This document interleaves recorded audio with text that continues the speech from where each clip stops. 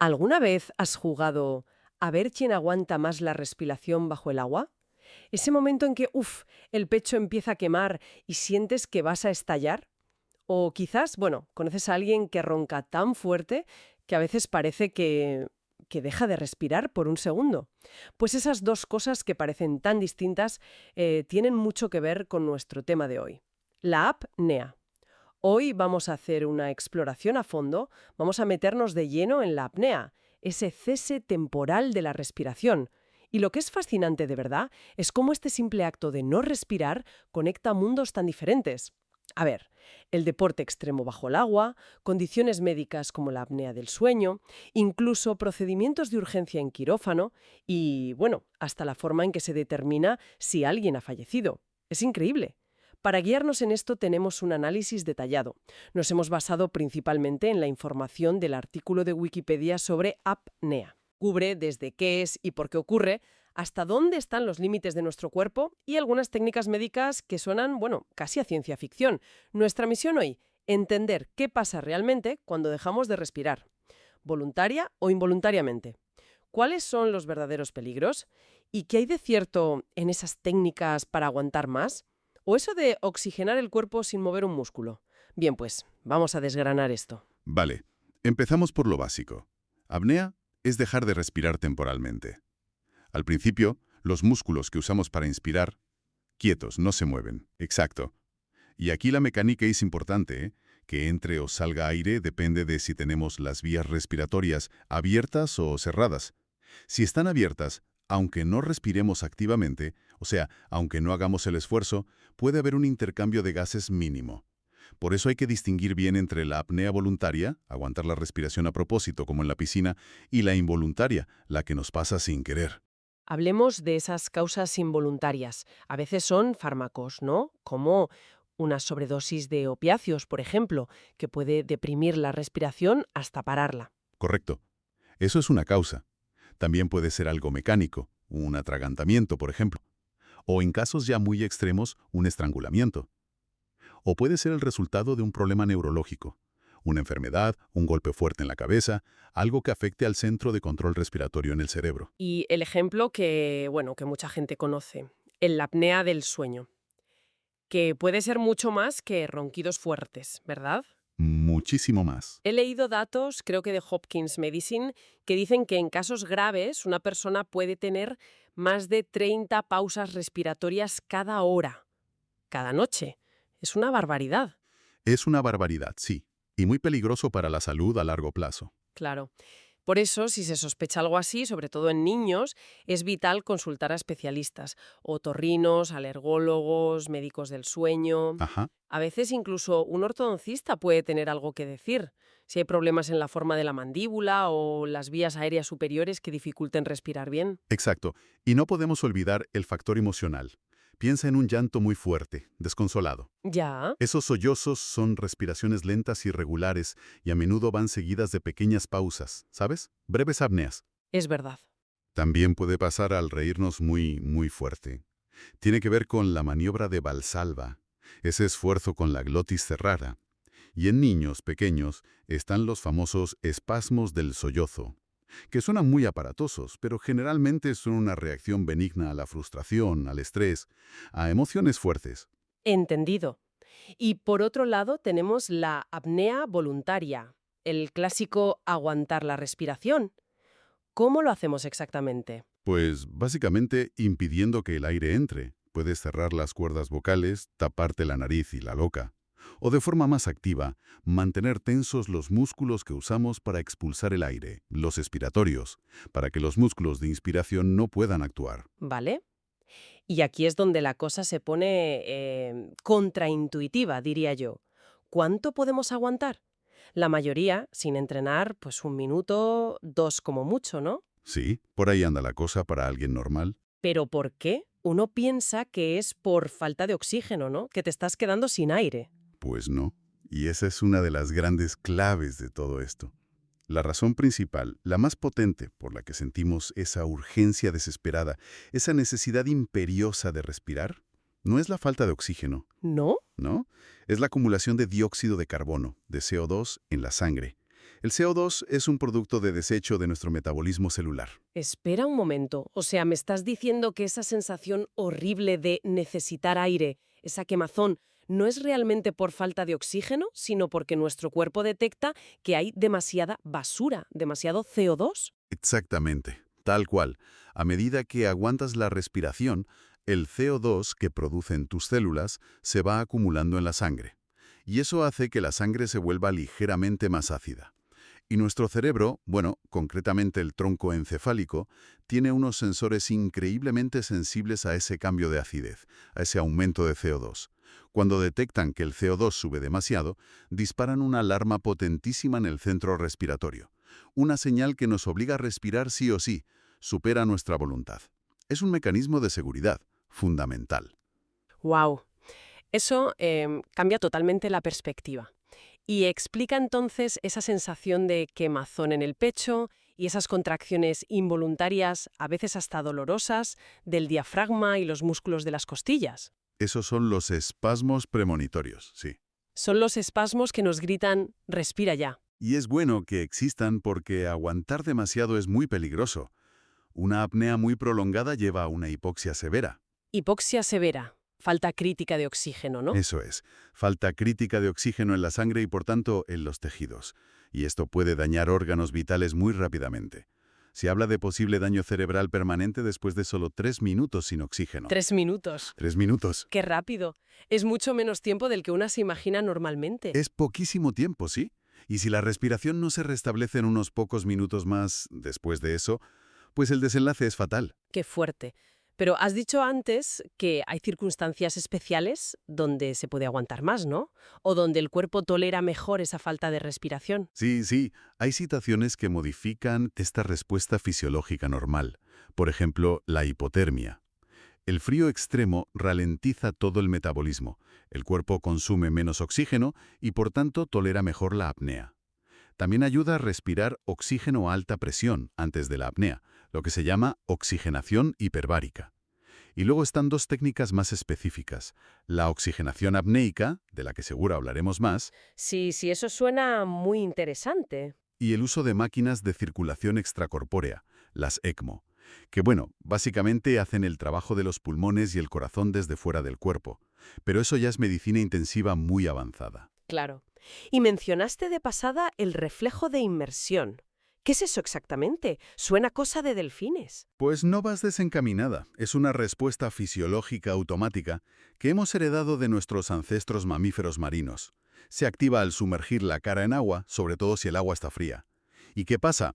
Pues que el corazón empieza a latir más despacio, para ahorrar oxígeno, y los vasos sanguíneos de brazos y piernas se contraen, ¿Para qué?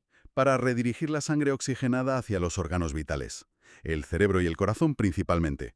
Es una forma de optimizar los recursos. Todo esto ayuda a conservar oxígeno y permite aguantar un poquito más la respiración bajo el agua, incluso sin ser un experto ni haber entrenado. Es un reflejo innato. Alucinante. Una reliquia evolutiva que aún funciona. Y eso nos conecta directamente con el buceo libre, ¿verdad? El apneísmo. Gente que baja a profundidades increíbles solo con el aire de sus pulmones. He leído cifras de récord que parecen imposibles. Más de 200 metros de profundidad. 214 metros mencionaba una referencia. Sí, las cifras son espectaculares. Y aguantando la respiración más de 4 minutos bajo el agua, en movimiento. ¡Qué barbaridad! Sí, los apneístas de élite llevan el entrenamiento fisiológico y también el mental a otro nivel. Son capaces de controlar ese impulso de respirar de una forma asombrosa. Y hay estudios curiosos, ¿eh? Se ha visto con resonancia magnética que durante apneas cortas, incluso en gente normal, el bazo. El bazo, el órgano ese. Sí, el bazo que almacena sangre, pues se contrae un poquito. La teoría es que libera glóbulos rojos extra a la circulación. Exacto. Pequeñas adaptaciones que sumadas marcan la diferencia en esos niveles. Fascinante. Ahora, hablemos de un truco muy común, o que la gente cree que es un truco. Hiperventilar. Ya sabes, respirar muy rápido y profundo antes de intentar aguantar la respiración. La idea es que así metes más oxígeno y aguantas más. Funciona. Y sobre todo, es seguro. A ver, aquí es donde la intuición nos vuelve a fallar. Y puede ser peligroso, muy peligroso. Hiperventilar, respirar así rápido y fuerte, apenas aumenta la cantidad de oxígeno en la sangre. ¿Ah, no? No.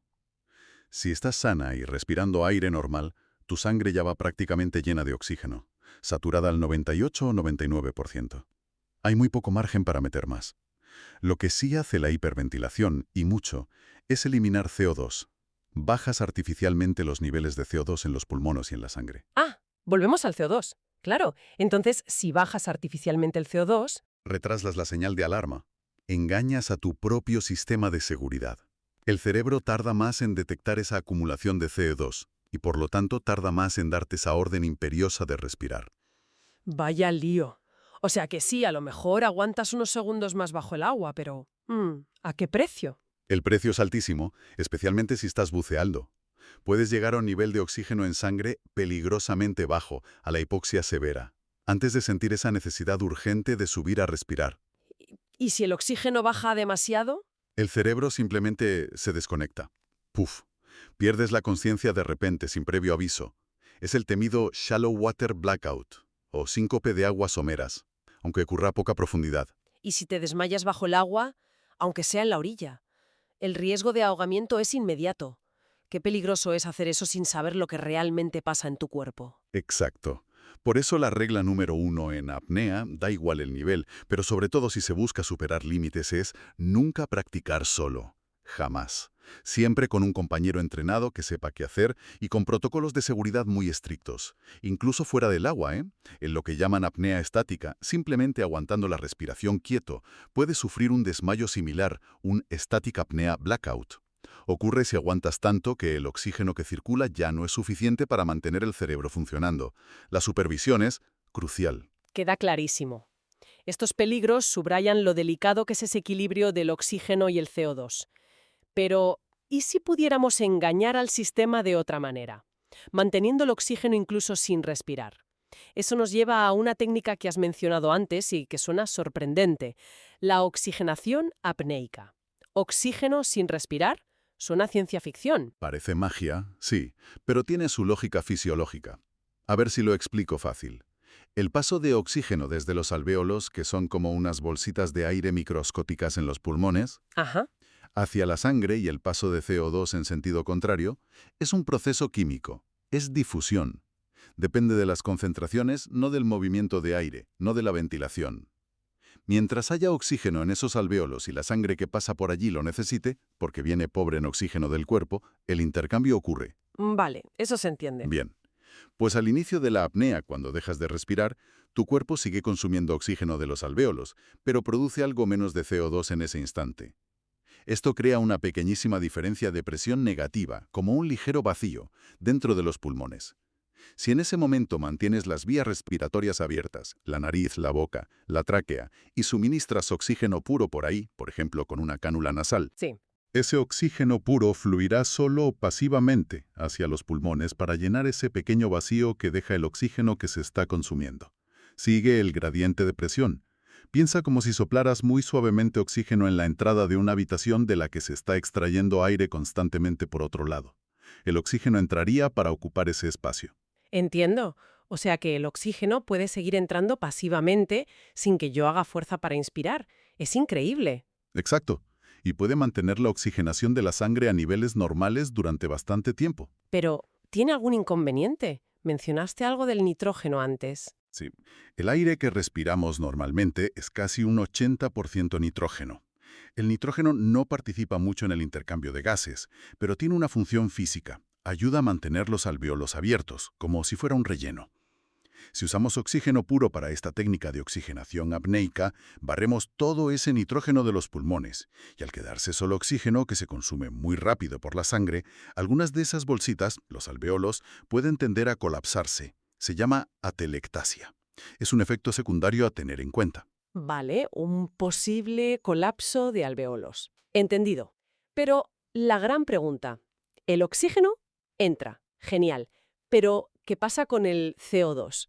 Has insistido mucho en que el problema principal de aguantar la respiración es la acumulación de CO2. Funciona de maravilla para meter oxígeno, pero no hace absolutamente nada para sacar el CO2.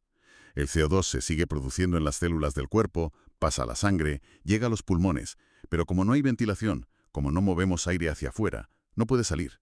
Se queda ahí. Se acumula y se acumula. Entonces, el CO2 se va acumulando en los pulmones, desplazando el oxígeno, supongo, y también en la sangre. ¿Y eso qué consecuencias tiene? Pues dos principales. Primero, como bien dices, el CO2 ocupa espacio en los alveolos y dificulta que entre más oxígeno. Y segundo, y más importante, la acumulación de CO2 en la sangre hace que ésta se vuelva ácida, muy ácida. Es lo que llamamos acidosis respiratoria. Y una acidosis severa es muy peligrosa para el funcionamiento de todas las células y órganos del cuerpo. Entendido. O sea, oxigenamos bien, pero nos intoxicamos con nuestro propio CO2. Vale, entonces, ¿para qué se usa esta técnica si tiene esa limitación tan importante? Tiene aplicaciones muy concretas y muy valiosas en medicina, pero siempre en situaciones controladas y generalmente de corta duración. Imagina una cirugía complicada en el tórax, o en la tráquea o en la laringe, donde el cirujano necesita que el paciente no respire durante un rato para poder operar bien. Claro. O durante una intubación difícil, cuando cuesta meter el tubo para conectar al paciente a un respirador. La oxigenación apneica da un margen extra de seguridad, unos minutos preciosos mientras se consigue intubar. Ya veo. O en una broncoscopía, cuando se introduce una cámara en los pulmones. Permite mantener al paciente oxigenado sin necesidad de ventilación mecánica constante durante el procedimiento. A ver, teóricamente, si preparas muy bien al paciente, lo que se llama preoxigenación, darle oxígeno puro antes para lavar todo el nitrógeno, y luego le insuflas oxígeno puro continuamente en las vías altas, podrías mantenerle oxigenado quizá más de una hora, en un adulto sano. ¿Una hora sin respirar? Oxigenado, sí, pero el CO2 seguiría subiendo y subiendo a niveles tóxicos mucho antes de esa hora. La acidosis sería brutal.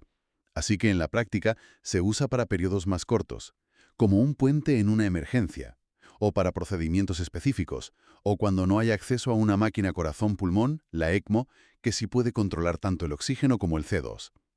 A veces, para evitar ese colapso alveolar, la atelectasia, se usan unas válvulas especiales, se llaman PIP, que mantienen una ligera presión positiva en los pulmones al final de la expiración teórica.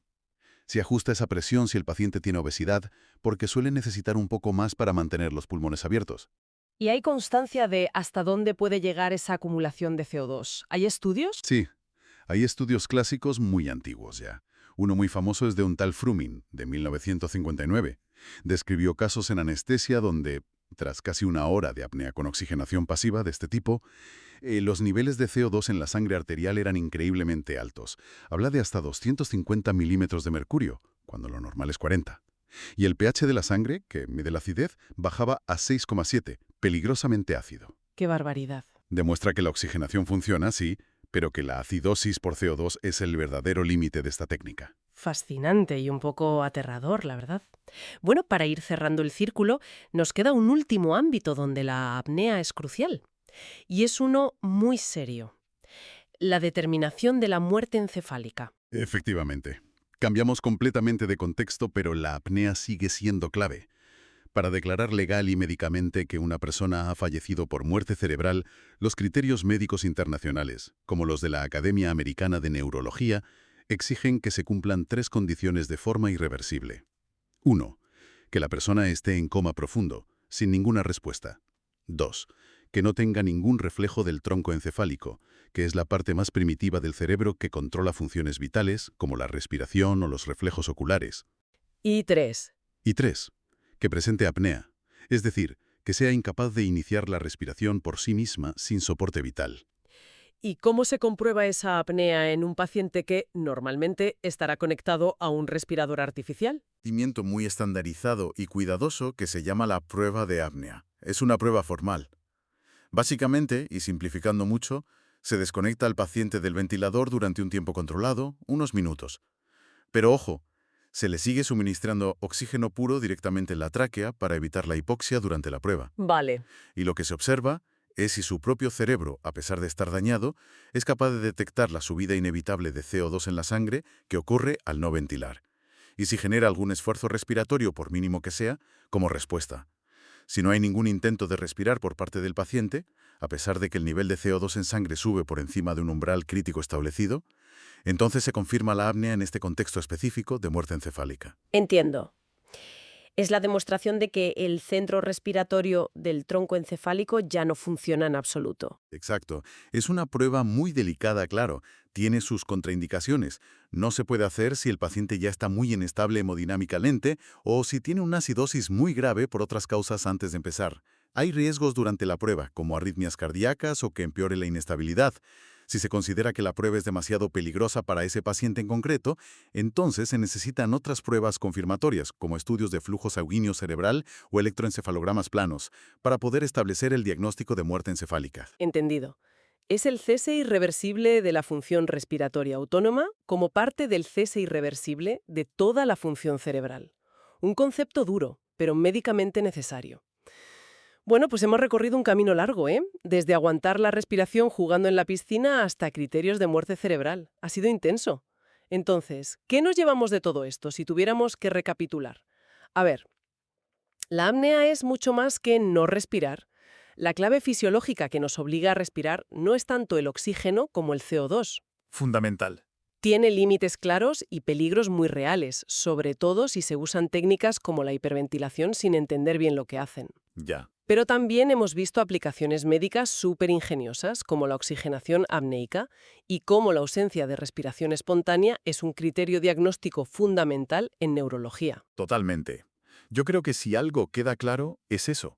Nuestro impulso vital de respirar está gobernado férreamente por el CO2, y entender esto marca una diferencia enorme. Nos ayuda a diferenciar la apnea voluntaria y entrenada de un deportista que aprende a conocer y respetar las señales de su cuerpo, de la apnea patológica, involuntaria de alguien con apnea del sueño, por ejemplo, o de los riesgos enormes de usar trucos como la hiperventilación sin saber lo que implican. Y esto, bueno, creo que plantea una cuestión importante. ¿Realmente escuchamos y entendemos las señales que nos manda nuestro cuerpo en el día a día? Uy, esa es una buena pregunta para dejarnos pensando, es verdad. Considerando cómo el cuerpo prioriza la gestión del CO2, a veces por encima de la sensación directa de falta de oxígeno, que parece lo más intuitivo. ¿Qué otras señales internas podríamos estar malinterpretando? ¿En nuestra vida normal o en situaciones límite? ¿Confiamos quizás demasiado en lo que sentimos, sin entender siempre la biología, la fisiología que hay detrás? Es algo para darle vueltas, ¿no? Sí, totalmente. Ahí lo dejamos, para seguir reflexionando sobre ello.